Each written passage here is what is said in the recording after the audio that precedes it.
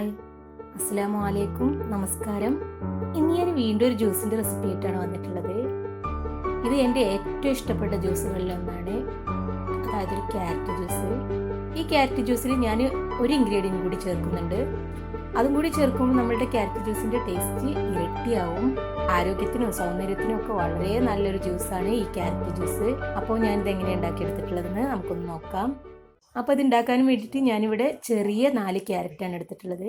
ചെറുതെടുക്കാനുള്ള കാരണം എന്താണെന്ന് വെച്ചാൽ ചെറുതാകുമ്പോൾ ഒന്നുകൂടി ഒരു മധുരം ഉണ്ടാവും, അതുകൊണ്ടാണ് ഞാൻ ചെറുതെടുത്തിട്ടുള്ളത്. അപ്പോൾ ആദ്യം നമുക്കിതിനെ ഒന്ന് തിളപ്പിച്ചെടുക്കണം. ഒരു 3-4 മിനിറ്റ് ഒന്ന് തിളപ്പിച്ചെടുത്താൽ മതി.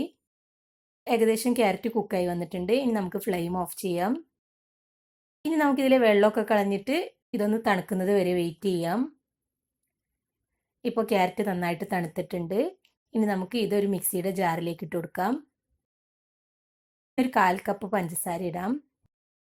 ഇനി ഞാൻ ഇതിലേക്ക് ചേർക്കുന്നത് 2 ചെറിയ ഏലക്കയുടെ സീഡ്സ് ആണ്, അതും കൂടി ഇടാം. ഇനിയാണ് ഞാൻ പറഞ്ഞ ആ സ്പെഷ്യൽ ഇൻഗ്രീഡിയൻറ്റ്, അതായത് ഞാനൊരു 10-15 അണ്ടിപ്പരിപ്പ് ഒരു 1/4 കപ്പ് പാലിൽ ഒരു 10-15 മിനിറ്റ് കുതിർത്ത് വെച്ചതാണിത്. ഇതും കൂടി ചേർക്കുമ്പോൾ നമ്മളുടെ ക്യാരറ്റ് ജ്യൂസിൻ്റെ ടേസ്റ്റ് ഇരട്ടിയാവും. അപ്പോൾ നമുക്കിതും കൂടി ഇതിലേക്ക് ഒഴിക്കാം. ഇനി ആദ്യം നമുക്കിതിനെ നന്നായിട്ടൊന്ന് അരച്ചെടുക്കാം.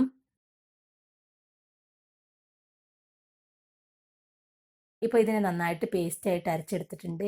ഇനി ഞാനിതിലേക്ക് ചേർക്കാൻ പോകുന്നത് പകുതി കട്ടയാക്കി എടുത്തിട്ടുള്ള പാലാണ്. ഞാൻ 1/2 ലിറ്റർ പാലാണ് എടുത്തിട്ടുള്ളത്. നിങ്ങൾക്ക് വേണമെങ്കിൽ ഫുള്ള് കട്ടയായിട്ടുള്ള പാലോ അല്ലെങ്കിൽ തണുത്ത പാലോ ഐസ്ക്രീമോ ഒക്കെ ചേർക്കാം. ഇനി നമുക്ക് പാൽ കൂടി ഇതിലേക്ക് ഒഴിക്കാം.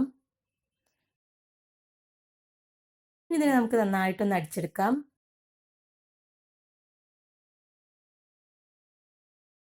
അങ്ങനെ വളരെ ടേസ്റ്റി ആയിട്ടുള്ളൊരു ക്യാരറ്റ് ജ്യൂസ് കൂടി തയ്യാറായി. അപ്പോൾ നിങ്ങൾ ക്യാരറ്റ് ജ്യൂസ് ഇതുപോലെ ഇതുവരെ ട്രൈ ചെയ്തിട്ടില്ലെങ്കിൽ എന്തായാലും ഒന്ന് ട്രൈ ചെയ്ത് നോക്കണം. എന്നിട്ട് നിങ്ങളുടെ അഭിപ്രായങ്ങളും നിർദ്ദേശങ്ങളും കമൻറ്റ് ബോക്സിൽ ഇടണം.